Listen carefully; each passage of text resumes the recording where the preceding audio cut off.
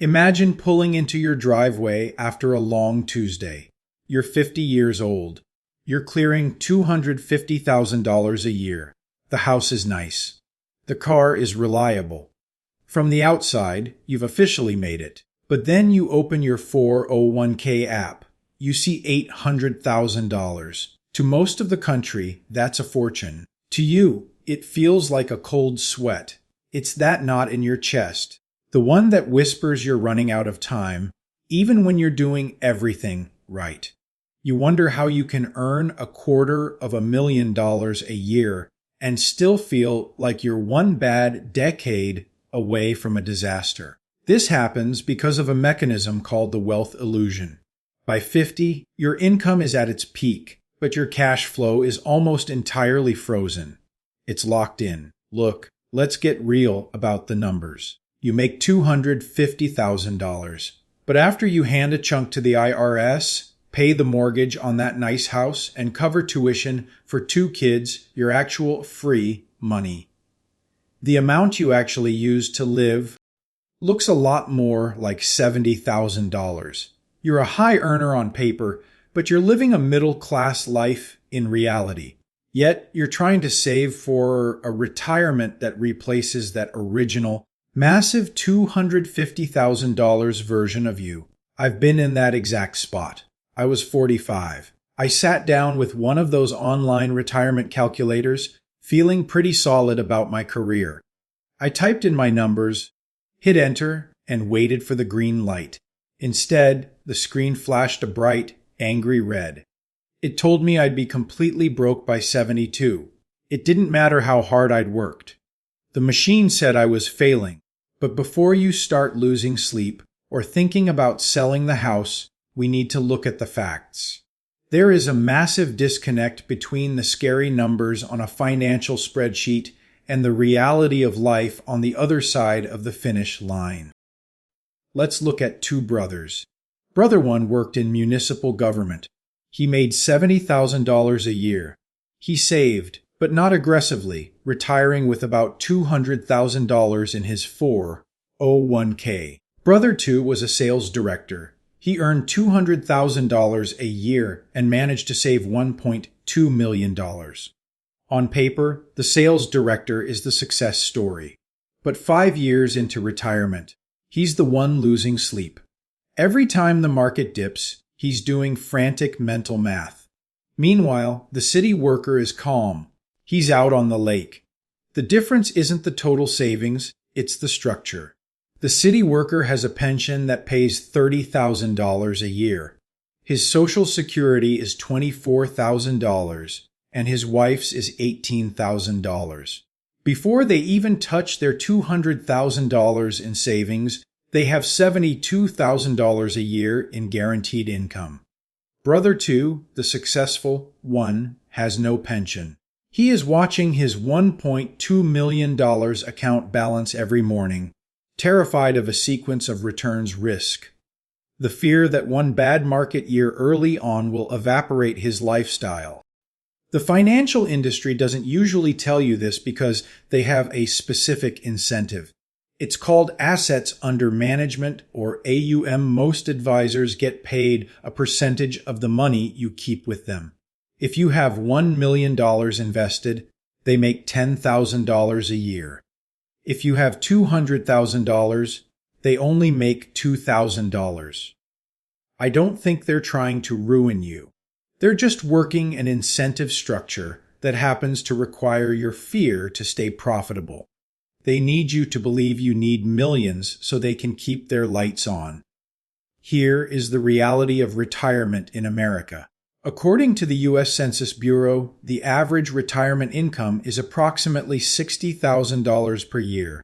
The median, where half do better and half do worse, is just $48,000 a year.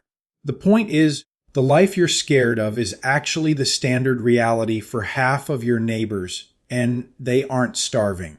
When we look at total wealth, Federal Reserve data shows that for households aged 55 to 64, the median net worth, including the equity in their home, is $364,300.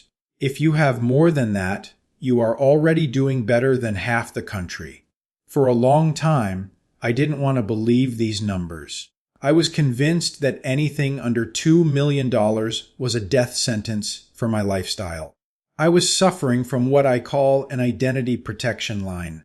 I was projecting my high earner identity onto a future that didn't actually need that much cash to function. When you fixate on a massive theoretical number provided by an industry that profits from your fear, you're making a permanent trade-off. You are trading 15 of your best remaining years, the years where you still have your health and energy, just to chase a margin of safety that you might never actually use. The cost of oversaving is real. It's time you can never buy back. You're running a race on a treadmill where the finish line is being moved by someone who gets paid to keep you running. But there's a reason $60,000 a year sounds like poverty to you right now. It isn't because you're greedy. It's because of a very specific blind spot in how the industry calculates your needs. Most financial planning software is built on an identity protection line. It's a psychological barrier that ties our self-worth directly to our peak paycheck. When you've spent 20 years climbing the ladder to become the director or the vice president, the idea of living on less feels like a demotion. It feels like admitting defeat. The industry feeds this fear with the 80% rule. You've seen it in almost every retirement article from places like Fidelity or T. Rowe Price. They tell you that to be comfortable, you must replace 80% of what you earn today. It sounds professional. It sounds safe. But for a high earner, it's a recipe for permanent panic. Look at the numbers for a second.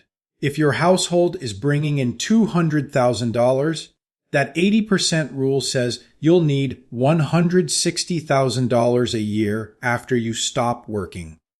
To get that income using the common 4% withdrawal rule, you would need a portfolio of $4 million. $4 million. If you're 50 years old and only have $800,000 in your 401k, that $3,200,000 gap looks like an impossible climb. It's why so many people in their 50s just stop checking their accounts altogether. They feel like the game is rigged against them.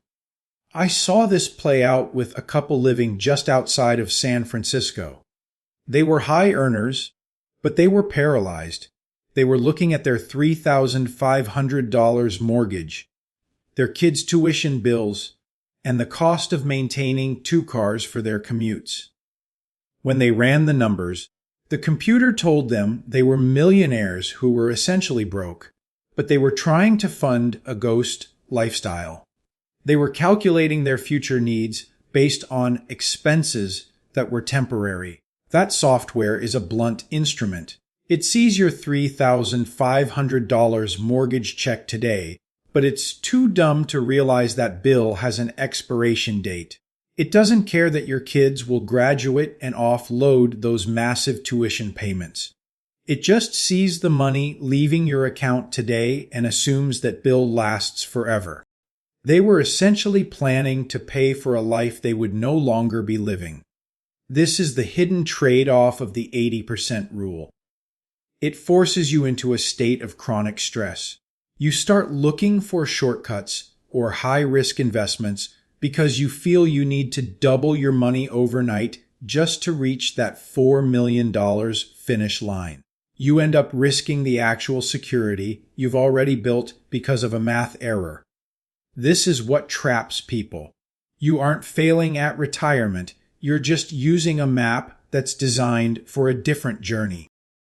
The panic you feel at 50 isn't actually a math problem. It's a perspective problem. You're looking at your current life, the chaos, the high-pressure career, the massive bills, and you're trying to figure out how to clone that entire financial burden for the next 30 years. You're trying to replace your gross income, but your gross income right now is mostly just a tool used to pay for the middle-age tax. Think about Mark and his wife. They're 52. They earn a combined $250,000. Every month, $12,000 leaves their bank account. When they hear a financial advisor say they need to replace 80% of that, they see a giant, insurmountable wall. They think they need to generate $10,000 a month in retirement just to survive. But when we actually sat down and looked at their bank statement, the physics of their life changed. Out of that $12,000, $3,500 was a mortgage payment. Their house will be paid off in 10 years. $2,500 was going toward their youngest child's college tuition. That bill has an expiration date in 4 years. Another $2,000 was being aggressively shoved into their 401k. You don't need to save for retirement once you are actually in retirement. When you strip away the ghost expenses, the mortgage that ends, the kids who graduate, and the work-related costs that vanish, or Mark and his wife's actual net living expense was only $4,000 a month. Wait, just $4,000. Let that sink in for a second before we even look at Social Security. That's $48,000 a year to live exactly the way they live now, minus the stress of the office. Now, look at the actual safety net. According to the Social Security Administration, an average couple retiring today receives about $46,000 a year in inflation-adjusted benefits. Do the math. If your net living expense is $48,000 and Social Security covers $46,000, your actual gap, the amount your savings needs to fund, is only $2,000 a year. Using the 4% rule, you don't need $4 million to bridge that gap. You need $50,000. I remember the day I signed the final check for my daughter's last semester of college. I looked at my bank balance the following month and felt like I'd received a massive, tax-free raise without doing a single extra hour of work. It was a specific, quiet moment where it finally clicked. Retirement isn't about the moment you earn enough to stop. It's about the moment your mandatory obligations stop earning from you. This is the resilience path. It's about recognizing that you're a floor. The cost of your actual life is much lower than the ceiling the industry has told you to build. The trade-off is clear. You can stay on the treadmill for an extra 7 years to reach a theoretical income replacement goal, or you can realize you've likely already crossed the finish line for your net living expenses. One path is built on the fragility of market performance and high-fee advice. The other is built on the reality of your own bank statement. When you stop trying to fund a life you won't be living, the fear disappears. This isn't just about spending less. It's about knowing exactly what enough looks like so you don't spend your final years of health working for a number that doesn't matter. I often hear from viewers who say, "Wiz, this sounds great, but what about inflation? What if medical costs and grocery prices double in the next 15 years? It's a fair question. But here is the mechanism people miss. Your biggest expense, your housing, is usually either paid off or locked in with a fixed-rate mortgage. It is effectively inflation-proof.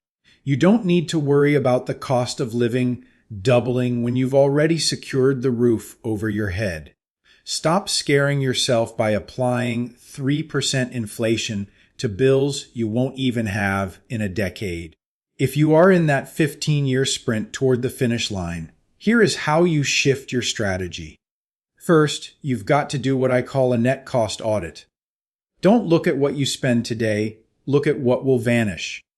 To be honest, when I first did this audit for myself, I was embarrassed by how much I was bleeding through subscriptions for apps I hadn't opened in years. It wasn't just about the money. It was a realization of how much I'd let things slide. I've seen people realize that $3,000 of their $10,000 monthly spend is just the cost of being an employee. Between gas, dry cleaning, work lunches, and the stress buying we do just to cope with a job we hate, A huge chunk of your income is just overhead. In retirement, that overhead goes to $0. If you don't do this audit, you'll spend the next 15 years chasing a $2 million ghost that you don't actually need to feed. Next, you maximize your floor. The most powerful investment for a late starter isn't a risky tech stock.